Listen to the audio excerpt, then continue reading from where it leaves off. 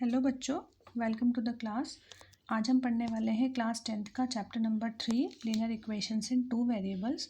इससे पहले वाली क्लासेस अगर आपने नहीं देखी हैं तो आप उनको देख लेना। उसमें मैंने आपको लीनियर इक्वेशंस का इंट्रोडक्शन भी दिया था और दूसरी क्लास में मैंने आपको समझाया था कि किस तरीके से आप लीनियर इक्वेशंस को बाय 3 मेथड्स से यूज़ करके आप उसको सॉल्व कर सकते हैं। मैंने आपको तीनों मेथड पढ़ाए थे। आज मैं एक ही क्वेश्चन को तीनों मेथड से आपको सॉल्व करके दिखाऊंगी ताकि आपकी जो कन्फ्यूजन रह गई हो वो दूर हो जाए। सबसे पहले हम एक ही क्वेश्चन को सॉल्व करेंगे ग्राफिकल मेथड से। ठीक है, ग्राफिकल मेथड से करने के लिए आपको क्या करना है, एक्स और वाई की वैल्यूज़ निकालनी होती है। सबसे पहले हम पता लगा लेते हैं कि इसका सॉल्यूशन कैसा आएगा। मैंने आपको 3 सॉल्यूशंस के बारे में पढ़ाया था।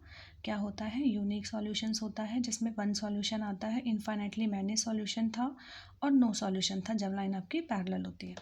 तो आप इसके लिए क्या करते हैं, A1 A2 B1 B2 और C1 C2 छांट लेते हैं। एक्स के साथ वाला A1 यहाँ पे क्या है 1, यहाँ क्या है -1, यहाँ क्या है -1, यहाँ क्या है 6 और इसके पास क्या आ गया 2। आपने देखा कि A1/A2 करा, पहले आपने 2/1, B1/B2 करा तो क्या आ गया -1/-1। आपको ये दो देख के पता लग गया ये आपस में कैसे हैं, बराबर नहीं है। A1/A2 is not equal to B1/B2।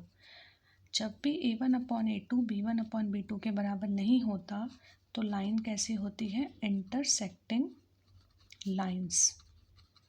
मतलब दो लाइनें आपस में एक पॉइंट पे कट रही होंगी और इस टाइप का सॉल्यूशन कैसा होगा, यूनिक सॉल्यूशन। मतलब 1 सॉल्यूशन होगा इसका, ये एक पॉइंट पे कट करेगा। और जिसका कोई ना कोई सॉल्यूशन होता है, चाहे वो यूनिक हो चाहे इनफाइनाइट हो, वो कैसा सॉल्यूशन कहलाता है, कंसिस्टेंट। ठीक है, अब हम इसको ग्राफिकली आगे सॉल्व करेंगे। ग्राफिकली सॉल्व करने के लिए मुझे एक्स और वाई की वैल्यूज़ चाहिए होंगी। पहले मैं इक्वेशन ले लेती हूँ। इसको मान लिया मैंने 1, इसको मान लिया मैंने 2। By equation 1 2x - y = 6। Single वाले को एक साइड ले जाती हूँ मैं, 2x - 6 = y। एक बॉक्स बनाया, इसमें x और y की वैल्यूज़ मुझे निकालनी है ताकि मैं ग्राफ बना सकूं। अगर मैंने x की वैल्यू को रखा है 0, यहाँ पे अगर मैंने 0 रखा तो ये कैसे सॉल्व होगा, 2 × 0 तो इसी 0 बन गई, तो y की वैल्यू कितनी आ गई, -6। ठीक है, अगर मैंने y को रखा है 0, यहाँ अगर मैंने 0 रखा तो ये 6 उधर चला गया, x की वैल्यू कितनी आ गई 3। ठीक है, अब दूसरा लेते हैं बाय इक्वेशन 2 x - y = 2। यहाँ से मैं एक तरफ x को रख लेती हूँ 2 + y।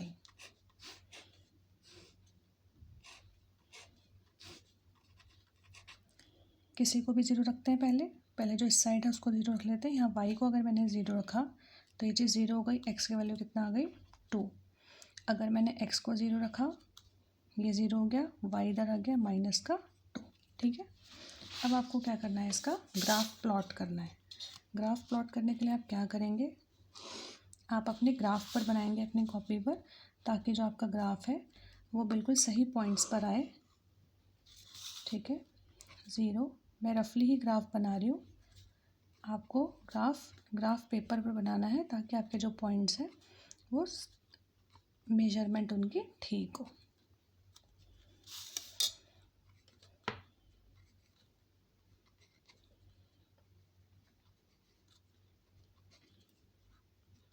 मुझे मैक्सिमम नंबर -6 तक चाहिए, इसलिए मैंने इस साइड -6 तक बना लिया है, -4 -5 -6। अब देखो x 0 y -6, x 0 है और y -6, तो यहाँ आएगा x 3 y 0, x 3 ये रहा और y 0, तो ये पॉइंट बन गया।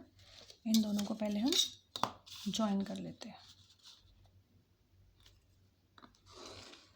ये कौन सी वाली लाइन है, पहले वाली, तो इस पर इसका नाम लिखेंगे 2x - y = 6। अब आते हैं दूसरी लाइन पर, x2 y 0, x2 है y 0 है, ये रहा x0 और y-2, x0 और y-2, ये रहा। अब हम दूसरी वाली लाइन को ज्वाइन करते हैं।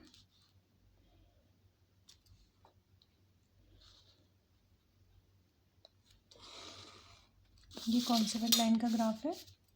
इस लाइन का नाम है x minus y is equal to 2। देखो अभी दोनों लाइन किसी पॉइंट पर कट कर रही है, ठीक है। तो यहाँ पे सॉल्यूशन भी हमारा कैसा आया था, 1 सॉल्यूशन, और जहाँ पे कट कर रहे हैं वो 1 सॉल्यूशन होगा।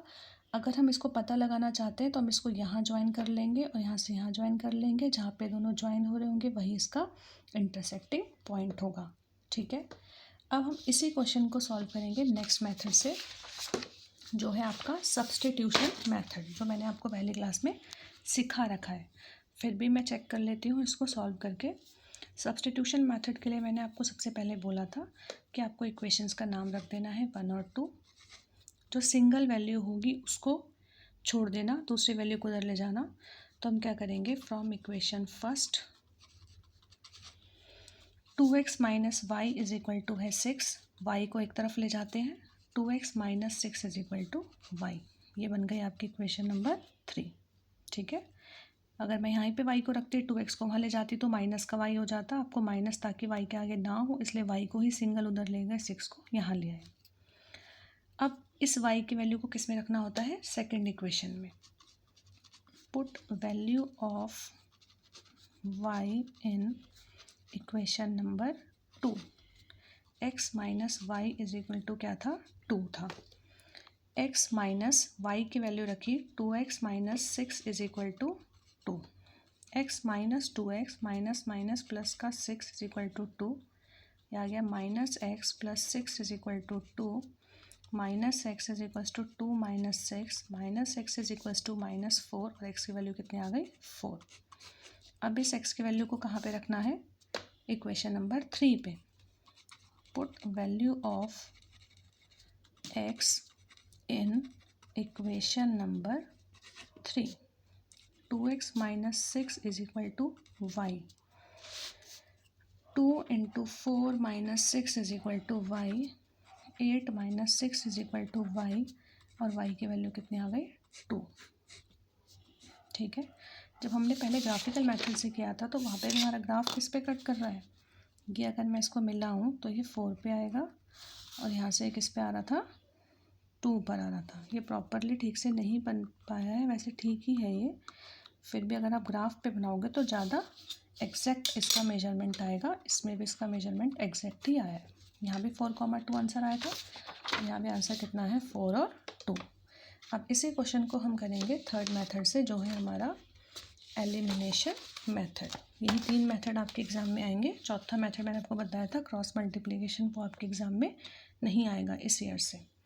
इसको माना equation number 1, this is equation number 2।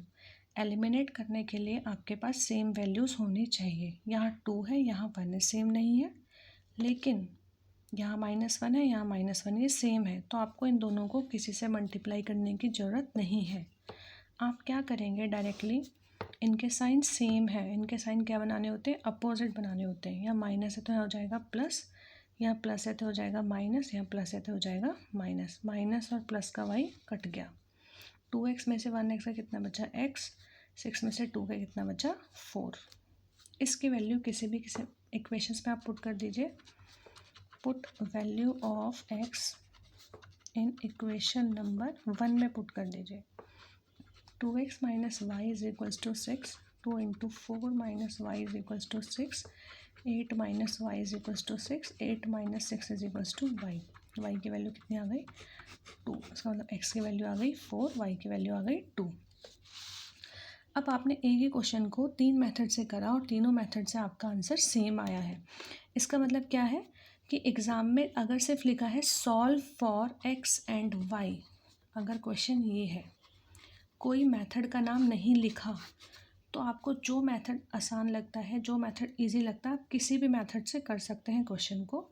लेकिन अगर स्पेशली मेंशन है मेथड का नाम, तो आपको वही मेथड अप्लाई करना पड़ेगा जो उसका नाम लिखा है। समझ आ गई सबको ये बात? इसलिए क्योंकि आंसर सारे मेथड से सेम ही आता है, लेकिन अगर पर्टिकुलर नाम लिखा हो तो आपको नाम वाला मेथड ही यूज़ करना है। लेकिन अगर कोई नेम नहीं लिखा तो जो आपको कंफर्टेबल लगता है, जो सा मेथड आपको लगता है ईजी है और आपका आंसर सही आएगा, तो आप उस मेथड से कर सकते हैं। अब मैंने आपके लिए क्वेश्चन लिखा है यहाँ पर 3x + 2y = -25, 2x + y = -10। आपको इस क्वेश्चन को तीनों मेथड से सॉल्व करके दिखाना है, जैसे मैंने अभी किया था, graphical method, elimination method, substitution method. इस क्वेश्चन को आपको तीनों मेथड से करना है और अपने आंसर्स आपको मुझे बताने हैं। अच्छा, एक बात और आप सुन लीजिए, अगर आपके पास क्वेश्चन मान लीजिए ऐसा है 4x + 5y + 10 = 0, 2x + 3y + 5 = 0, आपको इन दोनों को उधर ट्रांसपोज कर देना है, तभी आपको आगे का क्वेश्चन स्टार्ट करना है। कभी कभी ये सी की वैल्यू यहाँ लिखी होगी, आपको इसको उस साइड ले जाना है ताकि आपका क्वेश्चन इजी हो जाए करने में, ठीक है? क्योंकि बाद में अगर आप चेंज कर दो तो आप साइन के मिस्टेक कर देते हैं, इसलिए आप हमेशा अगर ये वाले नंबर सी इस साइड लिखें तो आप उसको उधर ट्रांसपोज कर देना, फिर आप आगे का मेथड सॉल्व करना। अगर आपने चैनल को सब्सक्राइब नहीं किया है तो चैनल को सब्सक्राइब कर दें, वीडियो को ध्यान से स्टार्टिंग से लेके एंड तक देखें और लाइक एंड शेयर करें अपने फ्रेंड्स के साथ। अगर आपने इसके पहले वाली वीडियोस नहीं देखी हैं तो आप इसके पहले वाली वीडियोस भी देख सकते हैं। और नेक्स्ट क्लास में मैं आपको नेक्स्ट टॉपिक पढ़ाऊँगी कि किस तरीके से हम के की वैल्यू फाइंड करते हैं अपने क्वेश्चंस में, किस तरीके से हम अननोन वैल्यूज़ को फाइंड करेंगे। Thank you.